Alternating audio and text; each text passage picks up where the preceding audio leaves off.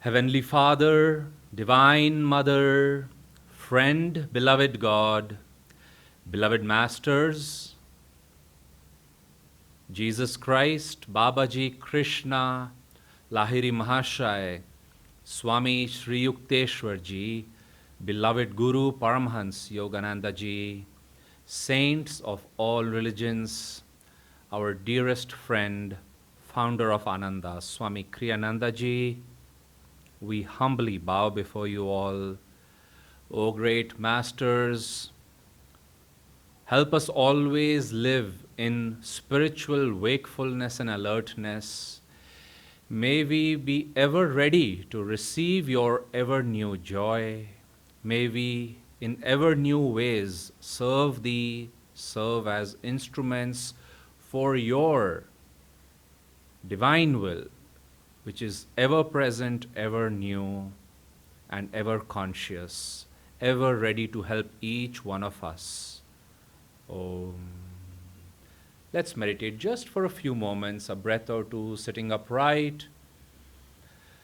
Let's feel we are all sitting and meditating together with the Masters as we receive their teachings.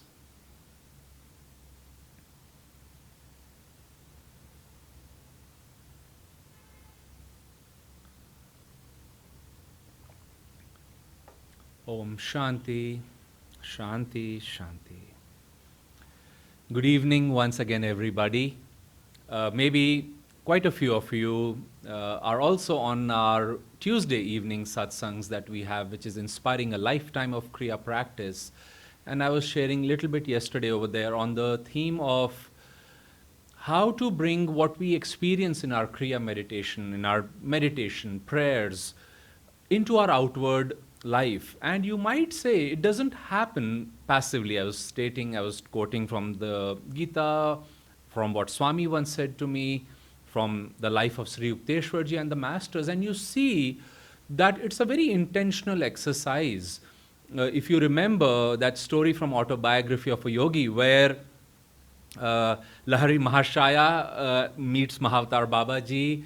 Mahavatar Babaji is now just about to initiate him after the initial purification that Lahiri Mahashaya had to go through. Babaji is now ready to give his disciple Diksha in Kriya. And he manifests this astounding golden palace right there in the Himalayas, where it was not there a few moments ago. In a moment it came, they walked through it, the Diksha was given, and the moment the Diksha was over, Sri Lahiri Mahashaya closed his eyes to thank Babaji, and in that moment itself, when he opened his eyes, the temple was gone, the golden palace was gone, they were both on the ground, they were in the wilderness, out in the open, and it says that Babaji had used his will to bring that detailed palace into manifestation, and then Babaji said, Lahiri, in a distant past, you had a desire. You were a king, and I thought it is fitting for you to be initiated in a palace. And then he said, its purpose has now been served.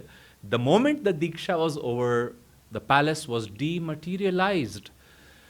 Now, when we think of mental dullness, let's take a simple exercise. First of all, why might mental dullness come? You know, we live in an age where it seems, and actually on one level, illnesses of the mind are on the rise. But it is not necessarily a bad sign. You may think, oh my goodness, what's happening to our times? Are we distracted? Are we lazy? Actually, on the contrary, the energy in the planet has increased. In the solar system, we are in Dwapar Yuga.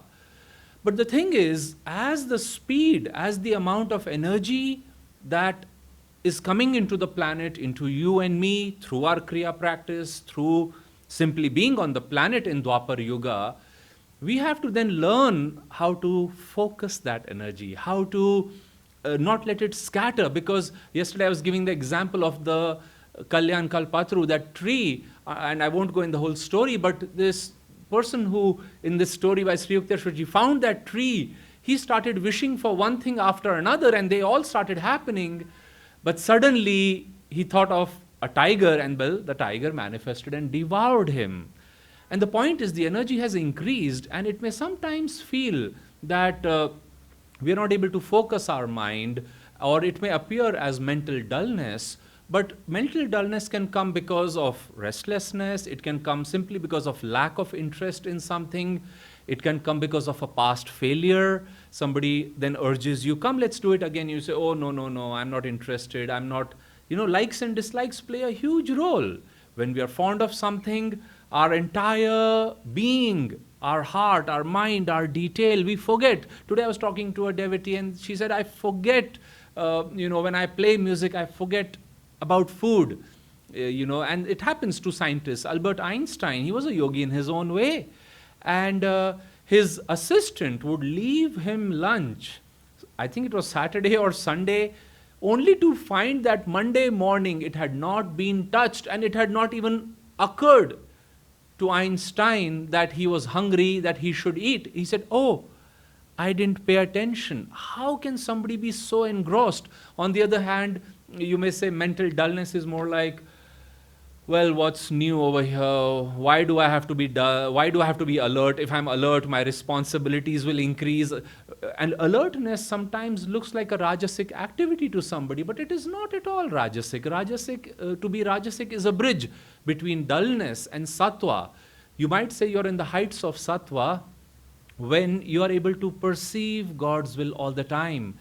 A beautiful definition of brahmacharya itself, which is a stage of life, and all of us to some degree practice brahmacharya, it simply means, gaining control over the senses, the different senses.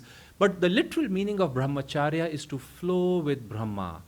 What is the mind of God? What is the feeling of God? What does God want? If He's ever new, what is He thinking now? And most people think, come on, if I talk to God all the time, when will I do my work? Your work, your life, everything is a part of His plan. And it does not require mental activity. It requires, like the word says, brahmacharya, a flow with Brahma. And the saints who live on that level are united in God, but you and I can also do that. How can we do it? In the autobiography of a yogi, Sri Yogananda writes that people live on different level. He said, when you're body bound, and you're only working with the body's energy and forces, he says you're live on the physical plane. Other planes, it's hard to convince you that other planes exist.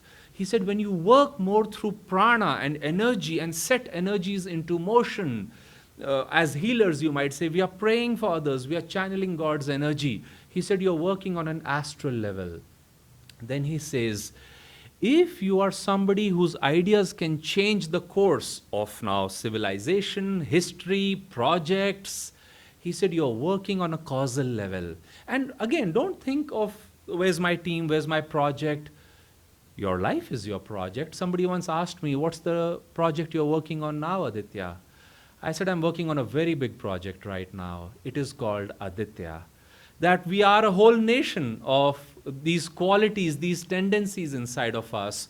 And when we can be aware, oh, my energy is going down, oh, I'm not focused, oh, I'm absent-minded, I'm mentally dull, I'm disinterested, I'm not keen in something, you pick yourself up, and thoughts are not ours in any case. So when you're receiving a high-minded thought, it is God that we are feeling. And Master said, when you live in that way, he says there's hardly any separation between you and God. And think about that, friends. And yesterday I was making the point that through Kriya, but through many other spiritual practices, if we can raise our consciousness, now the height is to be established in God consciousness, and that will come by God's grace. That is the inevitable, you might say, result of the spiritual path. Ultimately, that has to come. Master said with a natural inevitability to every sincere devotee.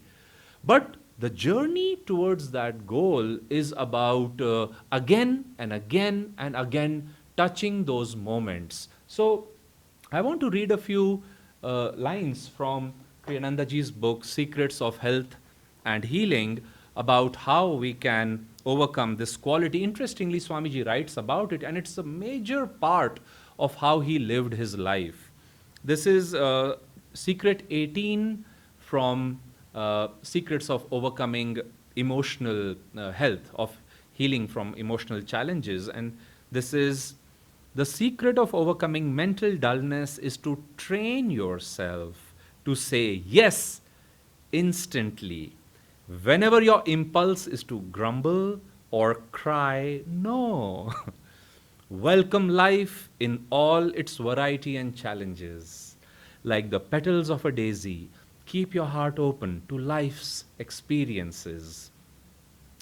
Overcome within you the tendency to rejection and withdrawal. Life as we live it more and more, we realize it's hardly going according to our initial plan.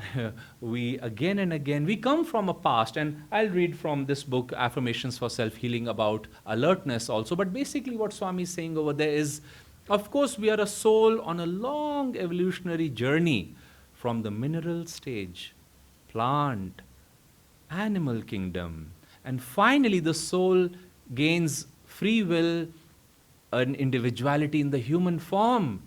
And Kriyananda ji said that on this long journey, naturally the impulse is to look at the past because we are familiar with certain experiences, we have certain skills, strengths, and yes, we should work with our strength. But Master once said that the reason why so many people don't find God is because of the lack of one quality. And he says that is spiritual adventuresomeness.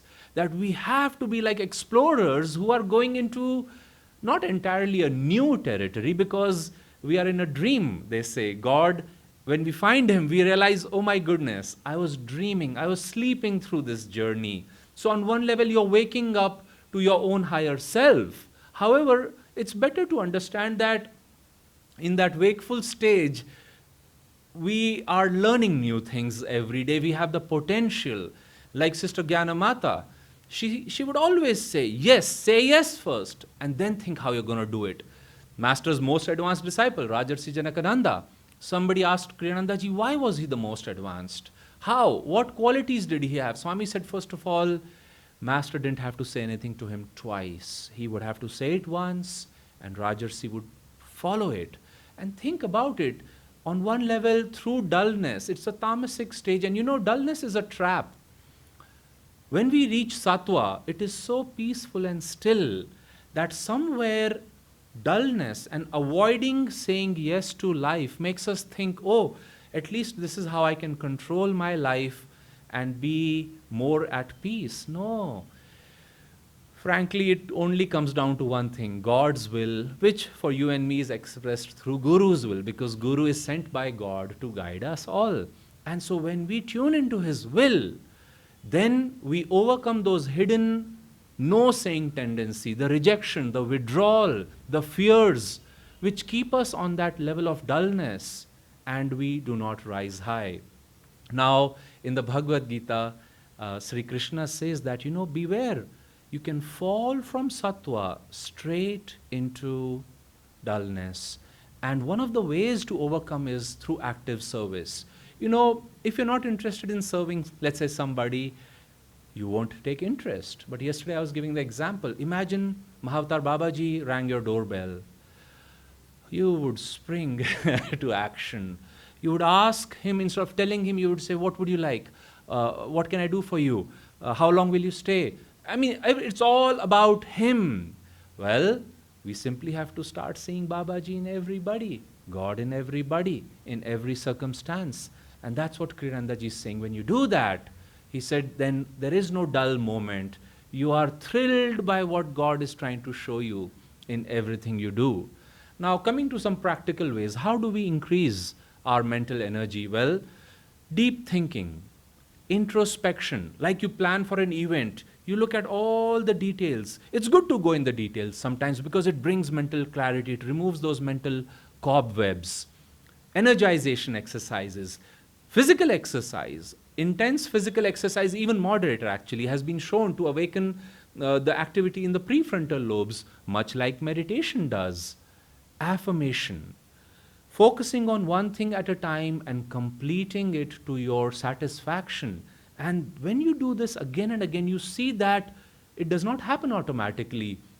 There was a wonderful experiment a doctor did with 4 athletes in the US who had unfortunately hurt their spine in a very serious way, and they were paralyzed below the waist. Now, these were guys who were working out in the gym 6 to 9 hours a day.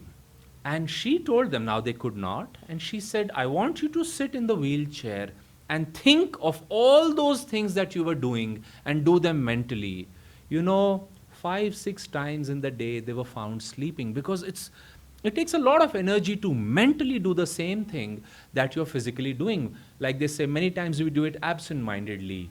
Well, the end result was startling. This research was done about 15 or 18 years ago.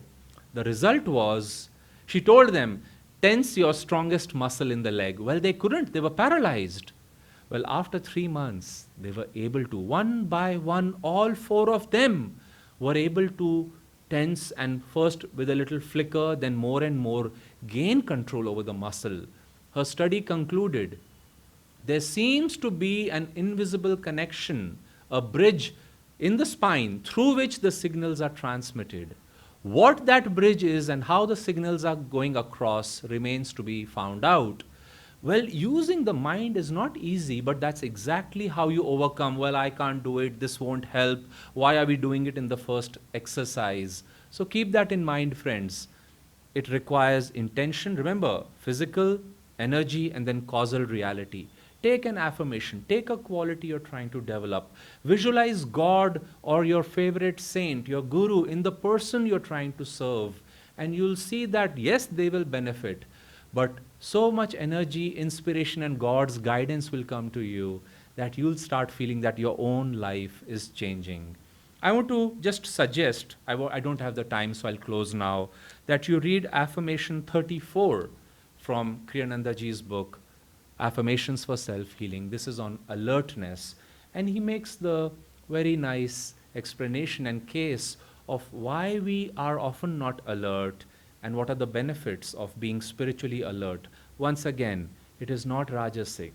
Being creative, being focused on details does not mean Babaji was in every detail when he created that palace. Master describes every gemstone, every person, every furniture, everything in that palace was done to perfection.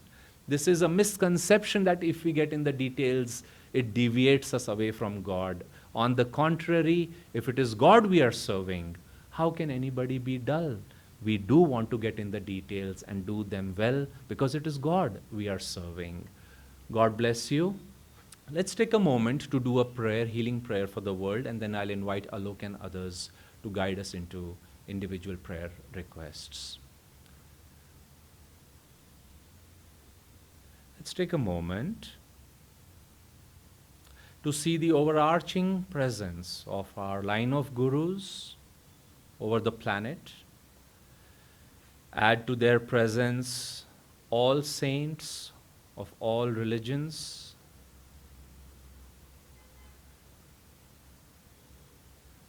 See through each one of them, beaming the healing light of God.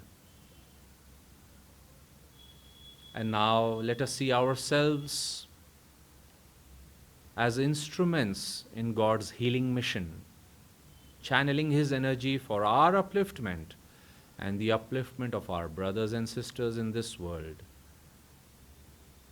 Let us rub our hands together. Chanting Om 3 times, let us send these blessings all around the world, saturating it.